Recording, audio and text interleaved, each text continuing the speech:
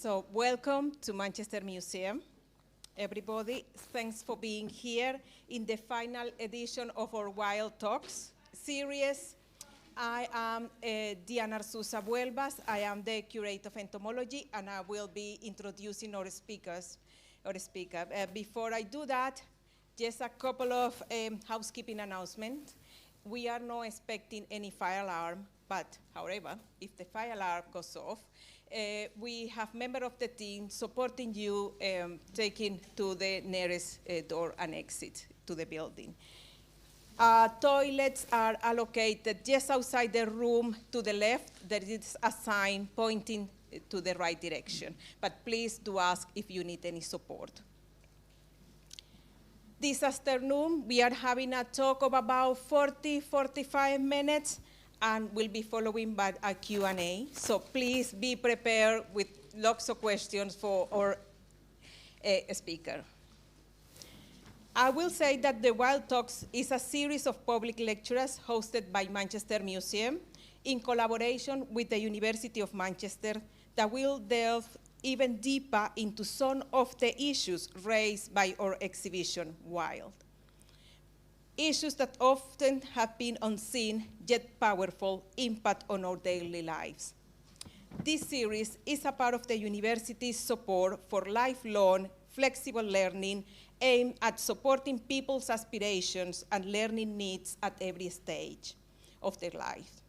Through public lectures, we are aimed to provide access to a Manchester education for all. As I mentioned, this talk is the last of the series of the Wild, and if you haven't visited our exhibition, Wild is free and is in our main hall downstairs in the ground floor.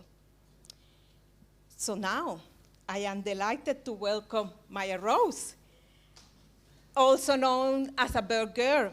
Mya-Rose is a bird watcher, or probably a birder more than a bird watcher. I don't know, we will find out soon. An environmentalist, conservationist, an activist, and she's also a writer. I will leave Mya-Rose to tell us about her life and her journey defined by love for birds. Welcome, Mya-Rose. Thank you.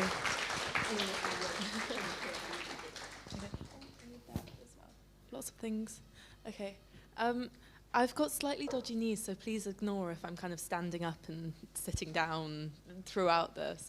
But it's, I'll shuffle this way a bit. But it's really lovely to meet all you guys. Thank you for coming. And today I'm just going to chat a bit about my journey as an environmental activist and campaigner, as well as a bird watcher. And yeah, for those of you who don't know, I probably am more well-known by the name Birdgirl than my actual name. I'll very often meet people, I'll go, I'm Mya, and they'll sit, and then I'll go, I'm Birdgirl, and they go, oh, Birdgirl, lovely to meet you. Which I'll explain a bit, but that was a name I gave myself when I was 11, and I had no idea that 12 years later, I would still be stuck with that. But it's a cool name, so I'm okay. But kind of to bring it back to the start, where am I pointing this here? I have been bird watching my whole life. And when I say my whole life, I really do mean my whole life. I come from a family of bird watchers. And so both of my parents are deeply obsessed with birds. It came from my dad originally. When my mum started dating him, she went, you can have that strange hobby if you want, but I'll have nothing to do with that. I think within about 6 months, he had also got her into it, and she ended up being more obsessed than he was. And as well as that, my older sister, who you can see here, was also really into bird watching. And she's 12 years older than me. And when I was a kid, she was the coolest person in the world. And so growing up, I wanted to be exactly like her. And that included being really into birds. And so I spent my whole childhood outside. I feel like I've been to literally every part of the UK searching for birds. And I didn't really realize that was unusual until I was about 4 and I started primary school, and I realized not everyone spent their weekends out in the countryside. And so it was kind of this very formative thing, and I think people often ask me the moment that I know I fell in love with birds. I have no idea. All of my first memories are of birds. One of my first words I ever said was birdie. It's just totally built into who I am, and I don't know who I would be, I think, otherwise. But I think also kind of more than that, it's so incredibly important to me, both on kind of a personal level and a campaigning level. And something I'm going to touch on a bit during this is that my mum suffers from bipolar disorder, and I've dealt with that my whole life. She's gone through kind of periods of intense difficulty. And the thing that my family has turned to time and time again to help us kind of deal with that and heal from that has been bird watching. It was how I spent time with my family as a kid. And so I think kind of, although it wasn't until I was a lot older that I kind of put it into words, I think I also just totally associate bird watching with kind of peacefulness and recuperation and self-care and all of these other things that I think kind of deep down we all know that nature is really good for us, but kind of confronting that on a more explicit level is very different. But the thing with my mum kind of came to a head when I was about 8 years old. At the time, we knew that she was struggling with something. She'd kind of always known. The doctors kept telling us that they had very little idea what was going on with her. But it kind of culminated in her having a very extreme depressive episode that ended up with her being sectioned. And over a year before, my parents had planned this really cool bird watching trip around South America, and it was a whole thing, and we were going to go see loads of birds. They were going to take me with them. They'd bought me my first pair of binoculars. I was really excited, and then this had happened, and they didn't really know what to do. And my mum was very unwell. She was barely kind of able to talk during this period. When she went home, I really kind of, over that Christmas period, felt like I'd lost her. And they'd kind of talked back and forth, and they went to the doctor. And I think if they'd gone to the doctor to ask, you know, should we go away for 6 months bird watching in South America, he would have said, no, that's a terrible idea. But they decided to do it anyway. And it was incredible. And one of the first things when, on the way to Ecuador, I was 8 years old. I didn't really know what I was in for, but when you're bird watching around the world, you get these massive, really heavy illustrated books full of these gorgeous pictures of birds. And so I remember flicking through it on the plane and just kind of picking out the really cool ones. And I made a whole list, and I went, I want to see that, and I want to see that. And they had some fantastic names as well. I said I wanted to see harpy eagle, the biggest eagle in the world. I wanted to see Andean cock of the rock, which is this like neon thing that looks more like a muppet than a bird. And I also saw this, and I immediately went, I want to see this bird, the sword-billed hummingbird. And it was one of the very first things I saw on my very first day there. Instead of the kind of seed feeders that we have in Europe, they have these feeders full of sugar water, and people just have hummingbirds hanging out in their back garden, and people in the Americas never understand how jealous I am. But we were just hanging out at the hotel, and this turned up. And I just have such a vivid memory, 8 years old, sat there watching these hummingbirds flitting around like insects or fairies, and just all over again falling in love with nature and birds in a way that I didn't know was possible to fall even further. And I also looked at it and I went, hummingbirds are really, really cool. I want to see all of them. And whenever I say that to a bird watcher, they go, what? Because there's about 370 species of hummingbirds in the world, and I've been working on it for a really long time. I'm just over halfway, but there's a lot more to see. They're very cool birds. I love them. And also, I love that scientists who are normally kind of very stern give into a bit of whimsy when they're naming hummingbirds. You've got kind of sylphs and nymphs and emeralds and rubies and all that kind of stuff. And it's like, yeah, they're beautiful enough that they do really deserve that. But kind of going on this trip and traveling the world kind of meant two things. One, I was seeing an insane amount of birds. And two, I was kind of seeing the world and the environment for how it was. So on the first, as you can probably already tell, I'm really into goals and things. And same thing, when I was 8 or 9, I decided I wanted to see half the world's bird species before I turned 18, which is around 5,600 birds, which is just a crazy thing for anyone to say, but especially an 8-year-old. Like, that's just, it's a lot of birds. And I think my parents kind of went, okay, if you want my...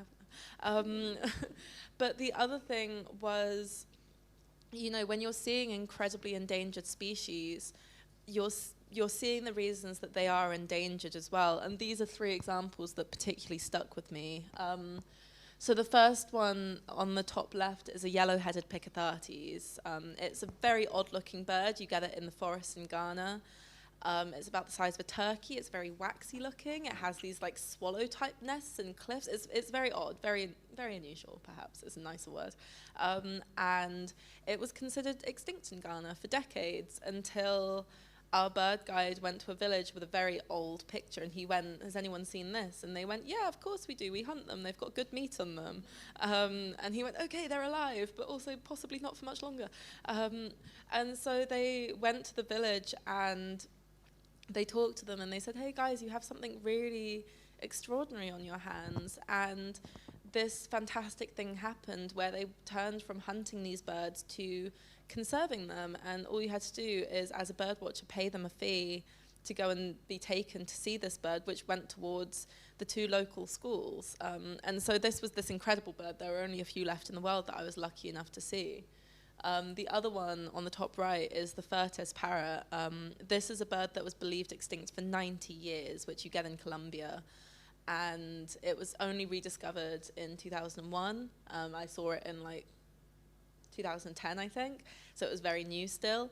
And again, it was a bird that environmental kind of travel agency, they'd spent their extra money buying the last remaining patch of woodland that was surrounded by farmland where these parrots lived. And again, we were lucky enough to see them. And the third one, these parrots are very popular in the pet trade. You get them in Bolivia, and you have poachers coming along, and they breed at the top of this cliff, and you have poachers coming along and scooping the chicks out of the nests with these long nets and taking them off to sell into the pet trade.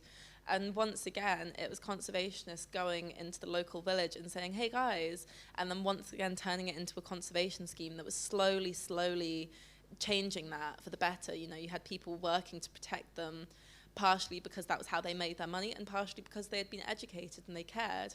And so over and over again, I was seeing this pattern of birds that were critically endangered, nature that was really struggling, but also how that links together with bringing people into the fold. And it made me realize at a very young age that people and nature aren't separate, no matter how much we talk about it like they are, and you can't save the planet without having people on board. And so I feel like having learned all that really shaped how I think about all these things. And kind of at the same time, I just after South America, oh no, wait, spoiler maybe. Just after South America, the year after, and I'd say firstly, it had this almost magical effect on my mum, someone who had been incredibly unwell before. You know, she hadn't been diagnosed at this point, she hadn't been given treatment by doctors at this point, but just having spent 6 months out in nature, because people think bird watching is a very chill hobby, and if you ever actually meet a bird watcher, you will know that they are not chill people at all. They're very obsessive, they take it very seriously. On this trip, we spent about 6 months waking up pre-dawn, going to sleep after kind of looking for owls at night, so you're literally just bird watching or sleeping, and it was exhausting, but it's also really good for you. So I'd also seen firsthand just how important nature is for your well-being. But after I came back from this trip, I'd had this amazing time. I kind of settled back into school, but then I started secondary school. And it was suddenly much bigger. I didn't know everyone, and I was becoming a teenager, and I was suddenly hit with the mortifying realization that bird watching was really odd and really uncool. And I didn't know anyone else my age who was into it, and I felt kind of very self-conscious in a way that I think looking back I'm like, that's so teenage, like really no one cared, but at the time I felt very kind of anxious and almost lonely about that. And so the thing that people did in 2013, which possibly dates this a bit now, is that they started a blog, and because I'd met other kids my age around the country but none local to me, and they all had blogs, so I decided that that's what I was going to do too. And I had to call it something. So I called it Birdgirl because I was a girl who liked birds, and I liked that it kind of sounded like a superhero. I thought that was fun. And I kind of set off on this I'd always loved writing, and I set off on this writing journey. And the thing that I never expected was that people started reading it, and I kind of gained this notoriety where people knew who I was and people were interested in what I had to say, which was very exciting, very odd, but very exciting. And when I first started with that blog, I was literally just chatting about the birds I'd seen at the weekend and stuff like that. But very quickly, I realized that I could channel a lot of feelings that I had about nature and the environment into this platform that I had somehow gained. And I'm kind of an age, of a generation where I don't remember learning about climate change or biodiversity loss or any of the other many things going on. I've just always known. They've always kind of been a reality, and I just remember always feeling really depressed and angry and upset and frustrated about the state of the world, and like no one really cared because I was a kid, so they didn't care what I had to say. And so suddenly being given this platform was fantastic. And I think the real turning point for me was when I was about 12, there was this terrible oil spill in the mangrove forest in the south of Bangladesh, which I heard about because my mum's family is from Bangladesh, and it was terrible. It was one of the last places where you get the Bengal tiger.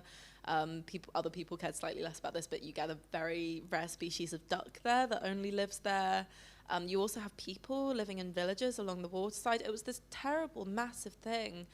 And I remember as a kid kind of waiting and waiting for it to get reported by, in the US or the BBC, and it just never did. And I realized that they just didn't care enough to report about it. It felt unimportant because it was on the other side of the world. And so I kind of channeled that into this piece that I wrote on my blog. And people were, when they learned about it, really outraged, which encouraged me. So I ended up sending that piece off to various places, including this American birdwatching magazine. And they published it, and in it I'd attached the a charity that was raising money, and that article ended up raising $30,000, which was insane, and it helped in terms of the oil spill, obviously, but it was also such a pivotal moment for me because I kind of learned that I have all of these awful emotions about the state of the world, and I can actually do something about it. And I think ever since then, I felt a real responsibility and desire to try and do my bit to help with all of these things. And that's something, I talk to a lot of other kids to try and help them understand that they can make a difference. Because I think, there are these stats talking about how, over 50% of people in my generation think we're doomed, so there's no point in trying. And to an extent, I think that is the almost laziest response to the environmental crisis, because we're not all dead. We still have trees, we still have nature, we still have people, and we have to carry on fighting. And so, yeah, I think a lot of that is helping people understand that they do have a voice and they can make a difference, even if that's organising, a local litter pick. It is important. And one of my biggest campaigns started 10 years ago, actually, this summer. And it came from having grown up in a nature-based space, but also being half Bangladeshi. And I'd say birdwatching in particular was not a very diverse space in the 2000s. My mum, my sister were some of the only women. There were like 5 other women who were also Twitchers. But also, it was literally just us who looked like us, who weren't white. And it was something I'd always kind of been aware of, but something I was growing more aware of as I got older. And the final straw for me was when I was 13, I was organising this nature camp. And it was because I'd seen there was stuff like that going on in the US. There was nothing like that in the UK. And I loved the idea of just spending a weekend doing cool nature activities that I wanted to do, but inviting other kids along so that it was kind of this bigger thing. And it retrospectively was doing very well. Loads of people signed up, considering a 13-year-old was organising it. But the thing that I noticed straight away was that it was all white teenage boys who were a little bit older than me as well. And it felt so much more personal when it was an event that I was organising. And so I wrote on my blog that I was going to try and get kind of some Black and Asian kids from Bristol, which is where I'm from, out on this camp. And I kind of was even more motivated when I had people replying, commenting, just saying like, oh, you know, there are certain types of people who can't engage in nature. And I was like, what does that mean? Because I know from my own experience that's not true, but also already by this age, I felt that nature is something very inherently human. And so I'm a very kind of stubborn, awkward person, so I was also like, I want to prove them wrong. And so I ended up getting a bunch of kids, I need to stop calling these teenagers kids, they hate it. I ended up getting these teenagers out on this camp, and I felt like I'd done it. And then I remember overhearing a conversation between two of the boys who were maybe 15 and kind of very cool and very chill. And I just heard them go like, did your mum make you come? Yeah. Did your mate monkey come? Yeah. And I was like, no, I've bitten off more than I can chew. This is terrible. And I was just like, all these people are going to get proven right and they don't care and they don't want to be here. Which they made pretty clear on the first day. And the thing that I will never remember, the feeling I'll never forget is over the course of this weekend, kind of breaking down those walls and making these teenage boys fall in love with nature. And it was so satisfying and it was really beautiful, and I found it very inspiring as well, and it was in the end kind of a roaring success. And so I remember I was writing to various nature organisations, you know, your wildlife trusts and your RSPBs, and I was going, hey, I did this, so why aren't you doing this? And they went, that's incredible, how have you managed to do this? We've been trying to figure it out for 2 decades, please come and talk to us, and so we can do consultancy. I didn't know what consultancy was because I was 13, but please come to our HQs so you can advise us. And I couldn't because I had school, and also I was a child, so I didn't really feel like I was the person to be giving them advice, considering I had also found it very simple. I'd gone to people and I'd gone, hey, do you want to come out into nature? And they'd gone, yeah, I'll send your child out into nature. So I didn't really know what was going on. And so I decided that I was going to bring all of these organizations into one place, so I didn't have to go all over the country talking to them. And I was going to get a bunch of people from these actual communities, especially racism experts, and bring them all into one room and get them to talk to each other. And my mum kind of went, Maya, that's called a conference. And I went, okay, I'm organizing a conference. And it was called Race, Equality and Nature. And again, I kind of look back and I'm like, that's a miracle, it didn't go wrong. But because I stuck to that kind of very simple idea of, no, I want them to talk to each other, which apparently no one had ever thought to do before. And it was really interesting. And these people from these BME communities came in and they went, okay, these are the issues, it's this and this and this and this, and they just knew immediately. And all the nature organizations were like, that's fantastic, we never knew that. And it was a range of things. It was anything from, you know, a lot of people not having suitable footwear or coats to like go outside in miserable British weather, to not having cars and public transport being rubbish and expensive to get out into the countryside, to a lot of people having this kind of very cultural fear of dogs and not wanting to take their kids into spaces where there are dogs are running. You know, there were so many different things that were very obvious to them. And afterwards I made them all do a workshop and just went like, come up with some solutions. And they did, and they came up with this big document where they went, okay, this is the plan, this is what we need to do, this is what we're going to do. And I just kind of, they all went away and I went, okay, I've solved racism in the environment. And I remember for about 6 months afterwards waiting and nothing happened. And eventually I gave them a list of things to do and they're not going to do it. And so I think that's when I realized that this wasn't a one-off project. It was something that was going to become something longer term. And so that autumn, I ended up setting up a charity called Black to Nature, and this is in 2016, and it's been running since that first camp in 2015, and we do a lot of residential camps and day trips and educational events, and we're working with kids who otherwise have literally never had the opportunity to go into the countryside. The kids in Bristol, for example, were on a 20-minute drive. They've never gone over the hill into the countryside, and the kids come off the bus and they're excited because they've seen a sheep for the first time. You know, we're working with kind of very stoic, cool teenagers again who like get really excited. They think we're making fun of them because we tell them that they're looking at a planet in the sky, and they go, that's not true, you can't see space from Earth. And you go, yeah, it is. And they've never seen the sky without light pollution and all of these things. And for me, I feel so privileged to have watched just hundreds of kids and teenagers fall in love with nature. And it's a really special project to me. And I look back, and objectively it's quite strange that a 13-year-old felt that committed to a cause. And at the time, the only way I articulated it was, I really love nature, and I think it's sad that other people don't have the opportunity to care about nature. But I look back and kind of to my own relationship with nature as well, and I think a lot of it actually was linked to my mum's mental illness and the importance of bird watching, and the fact that when my family or when I was struggling with things, it was nature that I turned to kind of help and heal and support us. And I think on a subconscious level, I found it really distressing that the majority of people just didn't have access to that resource. And so we also spend a lot of time talking with the kids, especially the younger ones, literally just saying, you know, if you're angry, if you're sad, if you're upset, go and sit under a tree for 20 minutes and you will feel better, which is, you know, scientifically proven. And I do personally think that nature is so important for our physical and mental well-being that I think it should be a right to have access to it.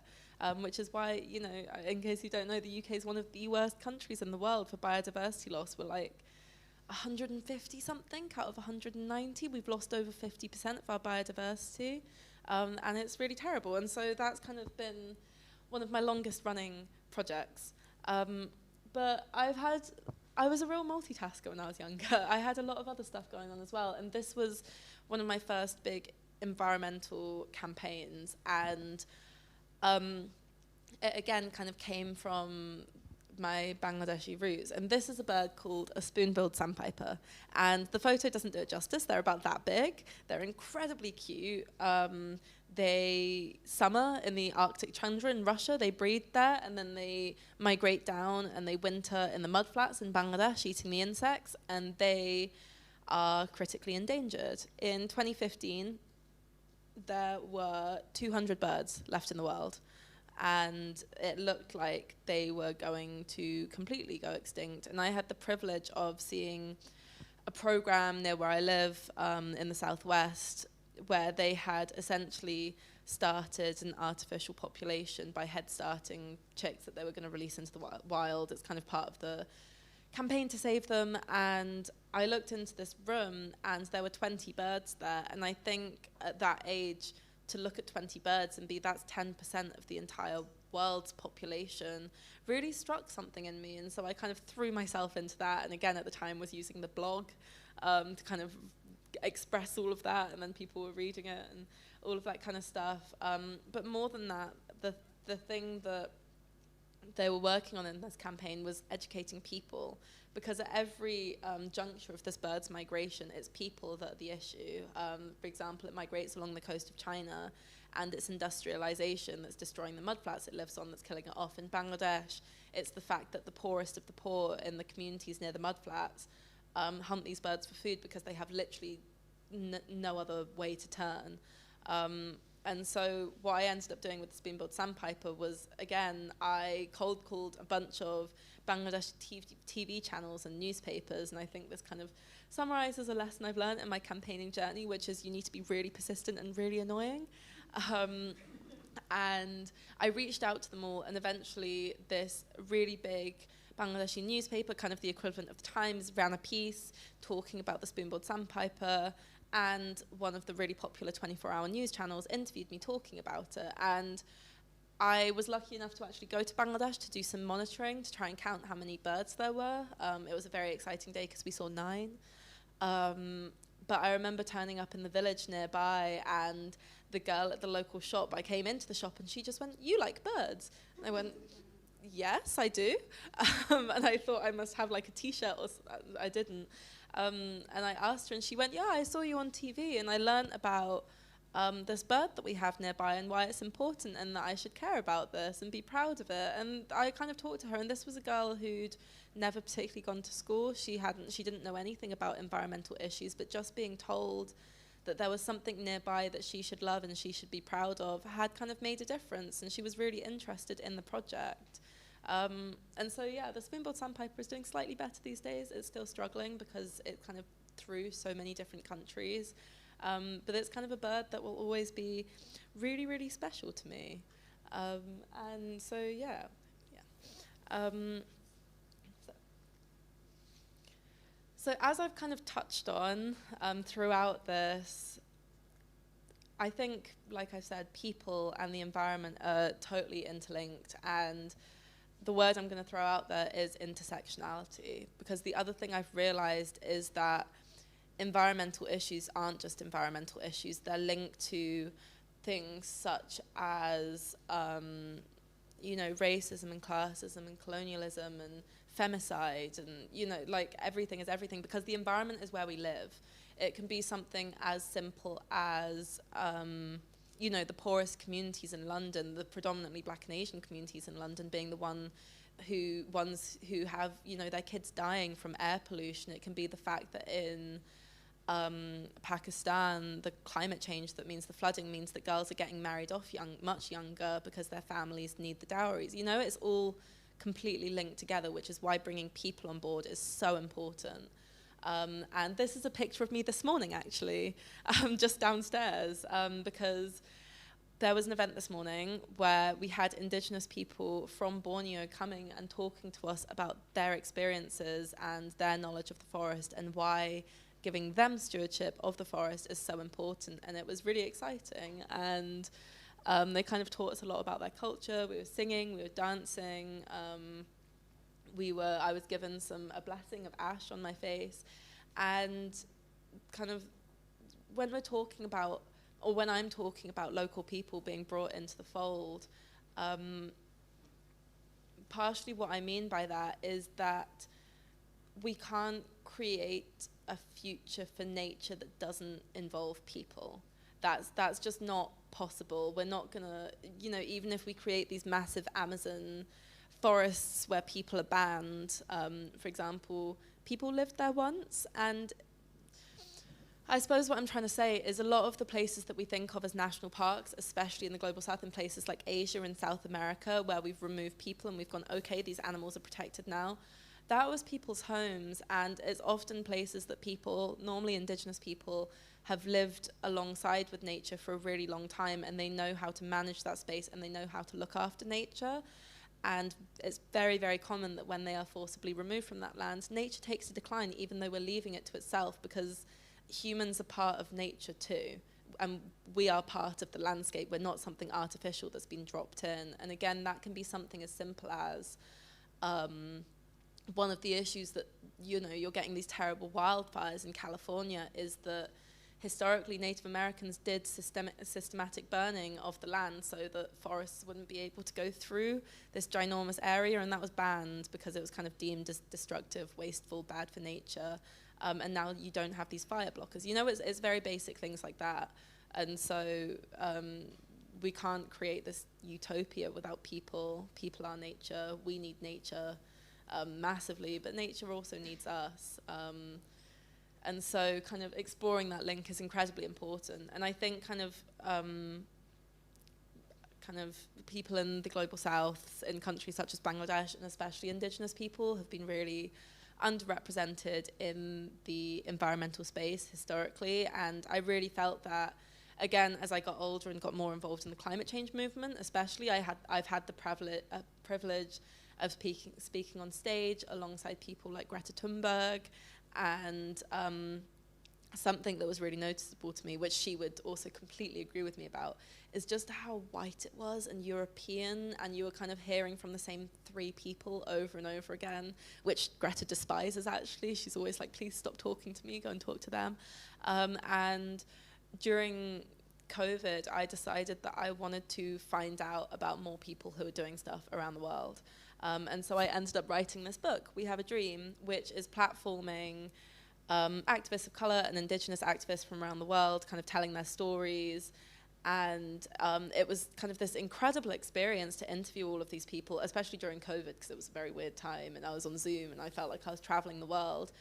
But also quite often, I think having hope is very important. And whenever people ask me what gives me hope, how I'm kind of able to keep going, I always say that it's meeting all of these incredible people and hearing their stories and how they're committing themselves to trying to save the planet. I'm like, how can I not be a bit hopeful when I know how hard people are trying. And in particular, this is for any age, but I also particularly wanted it to be readable for kids. I'd say like a 7 or 8 year old could read it, because I specifically wanted children to be able to read it and go, this is someone my own age who went out and they did something, and I can do that too. Because I think, like I said earlier, when you feel very voiceless, it's so important for someone to tell you that you can make a difference.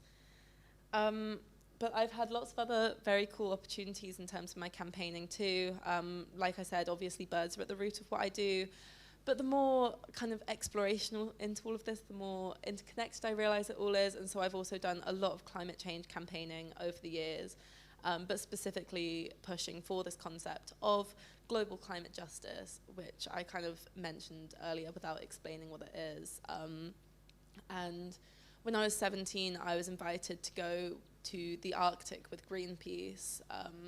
It was on a ship. We were going for a month, and they were going to measure where the ice flow ended of the Arctic, which they do each year to measure the effects of climate change on the Arctic.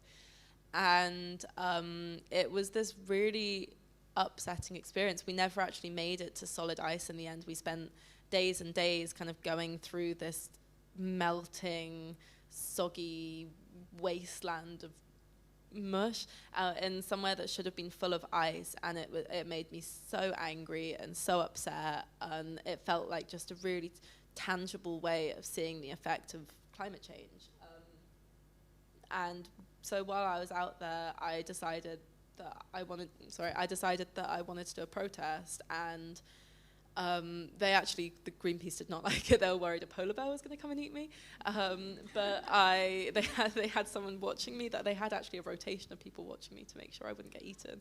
But I wanted to, like, kind of almost on a personal level, I wanted to let that out. And so I made this sign, and I went and I was sat out on the ice for probably 5 hours in like -7-degree weather, and it was this almost very mindful experience where I was sat on this ice. I could literally hear the water under me, I could hear the ice around me, and I can't explain it, but it kind of let it all out. And they took some pictures, and this one ended up going viral in the end, actually, which I genuinely didn't expect. But I think the best way to explain it is when you're sitting on some ice and you can hear it melting around you, and having family in Bangladesh that is affected by flooding and freak weather every year on the other side of the world, and just it made me physically feel just how interconnected everything on this planet is. And so I suppose that was another big turning point for me. But on the bird watching side of things, I mentioned earlier that I wanted to see half the world's birds before I turned 18, which I think no one in my life actually thought would happen apart from me, and I did make it happen in the end.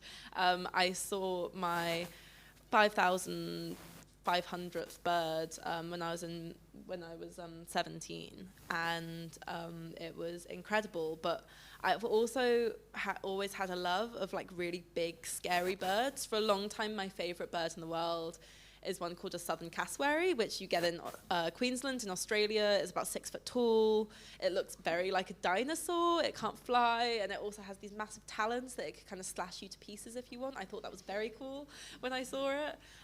But like I mentioned a while ago, I also desperately wanted to see a harpy eagle, and I first picked it out of this book when I was 8.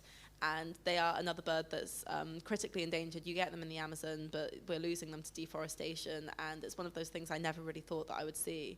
And they're also massive. They're the biggest eagle in the world. They go up to my hip. They have these massive talons. They hunt by grabbing monkeys and sloths off the top of tall trees in the Amazon. Incredibly cool, very scary. And when I was 17, it was kind of the very last morning before we went home, wandered into the forest and saw this sign in the bottom, which I think was supposed to concern me, but it got me very excited.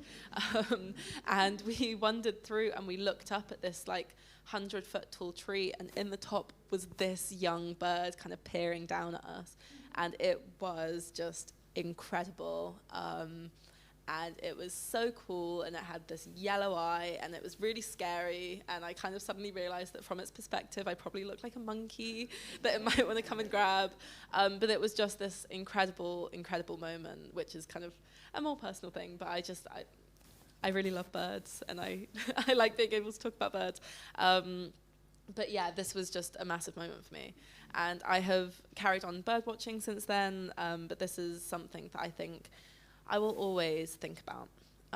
But I suppose on my journey since then, I'm going to be 23 next month. People still call me a youth activist. I'm not sure if they can call me that anymore. I think I'm just an adult now. But since then, I've been at university. I always thought that I'd study biology or ecology, actually. And one thing that my campaigning made me realize is how interested I am in people. I ended up studying politics and international relations and anthropology, and one of my favorite things has been threading together all of these different things that I care really deeply about. But during COVID, I wrote another book actually as well, which is called Birdgirl, very simple. And I wrote it because I've spent my whole life with people going like, but why birds? Of all hobbies, of all things, why bird watching? And I always found it really difficult to explain what was so fantastic about them. It's nothing as simple as how beautiful they are, or the fact that they can fly, or the fact that they're this wonderful bit of nature that's wherever you are, whether that's in the middle of the city or the middle of the jungle. And so I wrote this book to talk about that.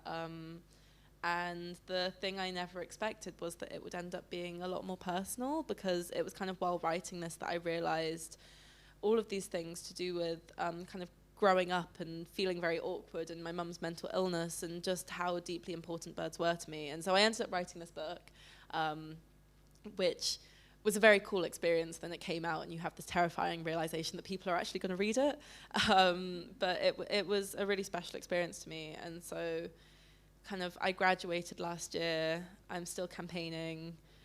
I think in terms of looking forward towards the future, my biggest dream is that one day I can be happily bird watching without thinking about climate change or deforestation or forest fires or flooding. And we will see if that can happen. But for now, that love of nature and the outdoors, and of course of birds, is going to keep me fighting for a planet where they still exist in 10, 20, 30 years' time. But thank you guys for listening so patiently. Thank you.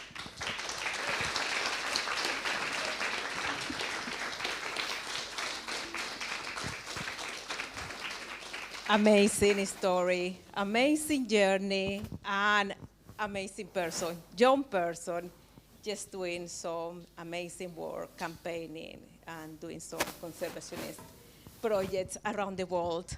And one thing struck me, because I'm from Colombia, is that you mentioned the parrot, and you mentioned in the English name, and I was just trying to remember in Spanish how this name sounds to me, because I was like, I can't remember the name in Spanish. It's the fuertesi, yeah, the fuertesi. So I was like, I have to remember, because I know the birds in Colombia, of course, because in my previous life, I was also a bird watcher, an ornithologist, I will say. My background is in biology. I started as looking at birds in Colombia, like you, Mya-Rose.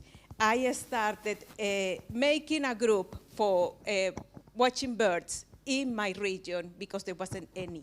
So I started university, and I realized that many others from the capital city were doing the bird watching, and they were doing the consultancies, as you also mentioned it. And I said, well, we have to start making a difference. So we ended up having a special group in the north of Colombia to watch birds. And I'm proud, because I left Colombia many years ago. I've been in the UK 10 years ago. That group that I supported, funded, is still ahead, and specializing not only in birds, also in fauna, biodiversity, helping the north of Colombia as well. So I'm glad that you are campaigning also for South America. So welcome, and thank you for doing that. Well, I have lots of questions, but I will mention something that we have some of the Mya-Rose books in the shop. So please grab your book before you go. I genuinely didn't know that. I wasn't trying to plug them to you guys. Thank you. Well, it was a last minute thing. We made it happen. We made it just in time. And well, I hope that many of the kids are inspired by Mya-Rose journey. So I will leave the mic to you. So please hand up if you have any question for Mya-Rose. If not, I'll carry on chatting. Oh no.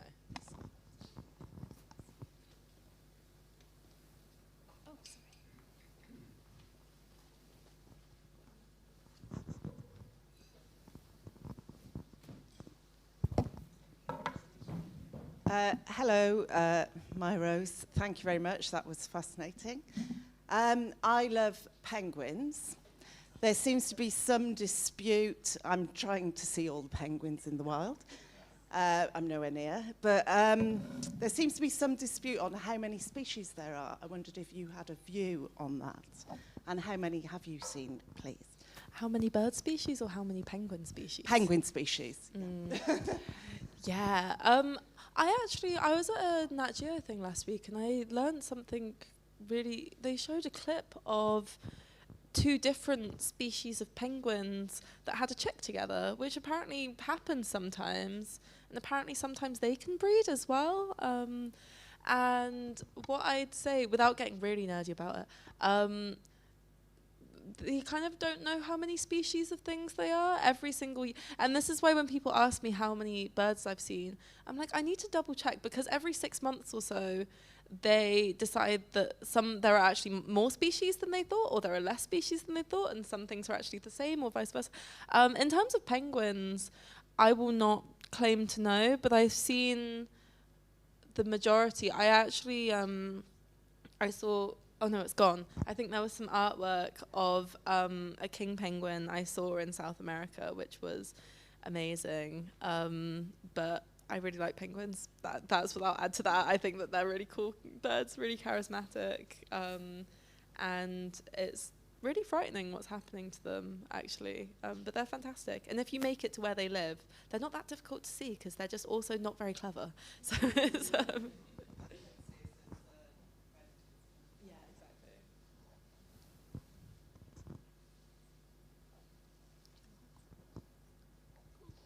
What's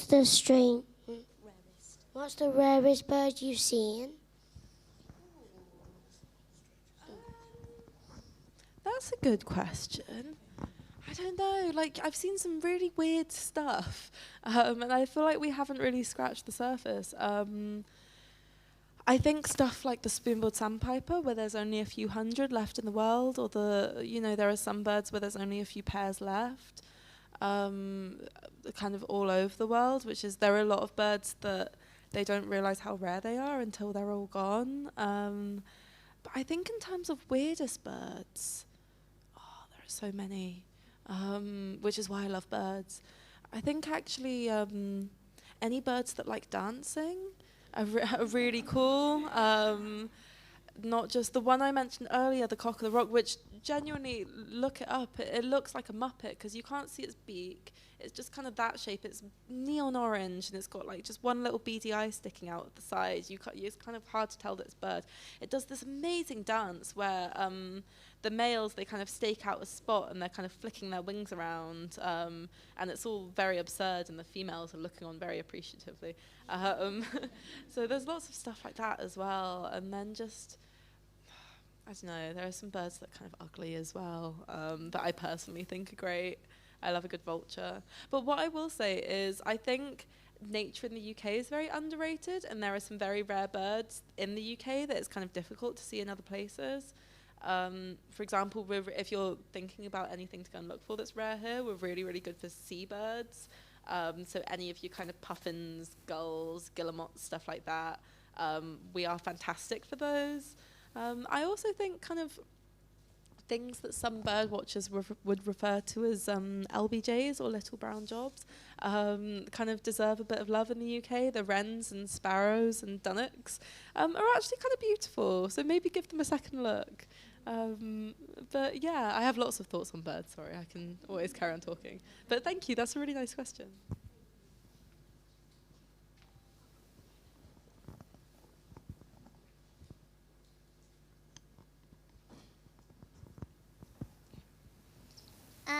I really like British birds. What's your favourite British bird? Fantastic question. There aren't many scary things here, are there, for me to pick from?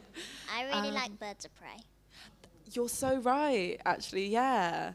I also love birds of prey. I love ospreys, which we're starting to get more of, and red kites as well. They're the ones kind of along the motorway these days with the triangle-shaped tail. When I was a kid, we had to go into a farm in the middle of Wales to see them, and now they're everywhere, which is very cool. I quite like pigeons. I think I think if they were really rare, we'd think that they're really beautiful. They're cursed by their own success. But I also really like peregrine falcons, which hunt them. Yeah, and a good robin. I really like peregrine falcons. That's because you have excellent taste. There's just so many cool things. But also I like a garden bird as well. I do like wrens. They're very noisy, and I appreciate that. Yeah, but birds of prey is a very good shout. I've watched, there's some pigeons in our park that are nesting that I'm watching, and then we go to Devon on holiday sometimes, and there's a walnut tree that I can climb, and once I was sitting in it, and some pigeons were building a nest in the hawthorn bush right next to me. Oh, that's amazing. Was it any good? They're normally a bit rubbish at building nests. Well, the girl pigeon was sitting on the nest, and the boy kept bringing sticks. Oh, well, clearly they're doing all right there. Good for them. That's really cool. Yeah. Great observation. So thank you. Make a note, because we will have City Nature Challenge that I will tell you more about it when we finish. So you are welcome to have all the records, because you are the citizen science and you are the next generation of collecting data for conservation.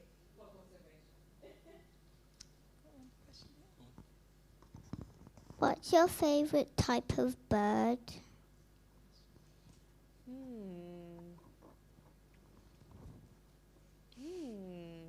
Maybe hummingbirds, which they're beautiful. Yeah, I know. Yeah, they're amazing. Every single one's beautiful. They're all, like, actually the sword-billed hummingbird I showed you is probably one of the more boring-looking hummingbirds, because it's just green, which is a crazy thing to say. And there are some really cool ones that I want to see. A hummingbird is actually the smallest bird in the world. The bee hummingbird is literally the size of a bee. Very, very difficult to see. Very cool. But on the flip side of things, I like eagles as well. And also, what else? What about in the UK? Like I said, I like robins. That's not family. Sorry, I got distracted from my own question.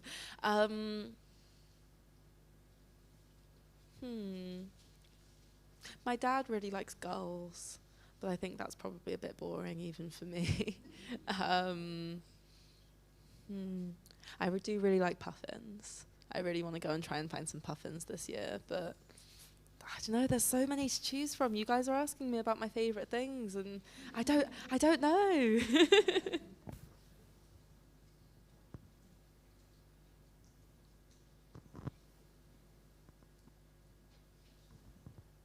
You mentioned when you did your summer camp that by the end of it, the boys were all really interested in nature. And I was just wondering, how do you get people to love nature? What do you do? Is it activities? Is it the attitude? Yeah, really good question. Thank you. A lot of it is, and I mean this in a positive way, throwing a lot of stuff at the wall for every kid, because I think the biggest lesson I had to learn, and I think this is the same for a lot of kind of environmentalists, is there's kind of a very traditional way of engaging with nature, which is like knowing all the Latin names and having an identification book and some binoculars, and that doesn't work for a lot of people. So we do so much different stuff, and it can be anything from kind of art and photography to kind of competitions, who can find the most species, to we do kind of bird ringing, which means that they can kind of handle the birds while we do scientific data on them. So there's so much different stuff, and there's always something that works for everyone. For one of these boys we were doing, there's a kind of not surveillance, surveys. They were doing survey stuff where they were counting dormice in the local area, and they got to see some up close, and he loved that, and he was really into that. But I think also not trying to make people into environmentalists. We don't have the expectation that these kids are going to go away being like, I'm a bird watcher now. The nicest thing is just for them to, when we do see them again, for them to just be like, yeah, I noticed the birds in nature in my life. One of my favorite bits of feedback is them just going like, yeah, I watch the the birds flying around while I wait for the school bus, and just knowing it's kind of a part of their life in that way, which I think is kind of more effective, possibly, just kind of highlighting that nature needs to be part of our life. But it's quite hard. A lot of the kids we work with are kind of deemed hard work by a lot of other kind of charities and people. We're quite often working with kids with undiagnosed learning disabilities or who have very few resources, and which is the other reason that we're just trying to be like, okay, come out and enjoy this space and see what it can do for you. But yeah, also I'm going to be around for a while afterwards if anyone wants more detail on anything. But yeah. Can I add something else? We are a museum and we have a huge collection of birds. And our mission is to support the learning with using our collections. So we are open also to show you and to start looking into identification keys for birds using real from our collection as well. So normally in South America, the way that you are learning is to going to the museum or the university museum collection, and you will have a representation of many birds, and you will find out what will be the key things to see to identify some birds. Beak, legs, or tarsus, or how the way that they are moving, the way that they are flying. So we are here to support that learning too. Museums are also supporting the learning too. So use any museum, Mya-Rose, for your course. I think, was there one more? And then I probably have to wrap up, just because I know you had your hand up for a while.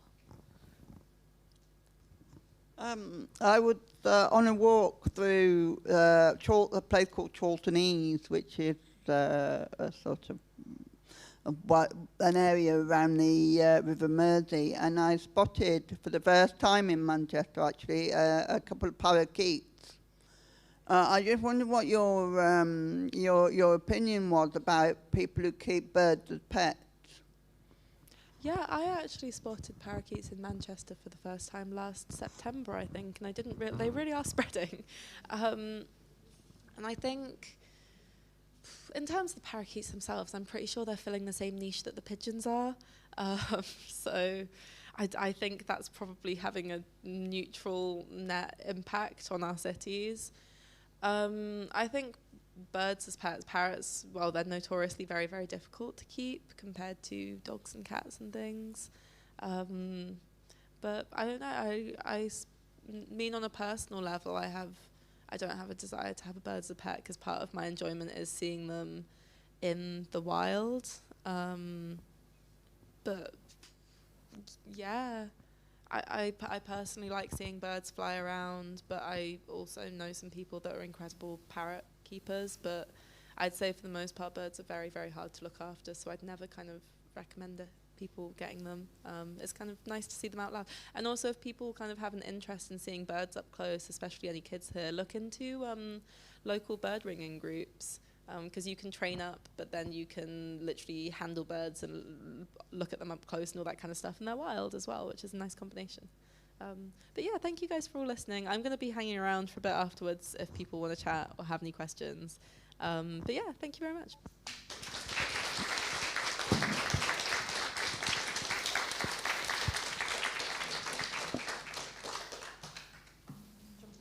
Yeah.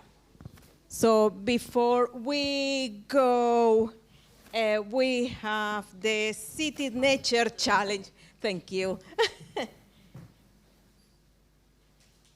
Just for the people in Manchester and many cities around in the UK. So we are supporting City Nature Challenge. Please promote that. Go to iNaturalist. Just download the app and spot in your local area any wildlife, even flowers, even birds. And please start making some records, and that will help us to understand our nature as well in the city. So thank you very much for listening.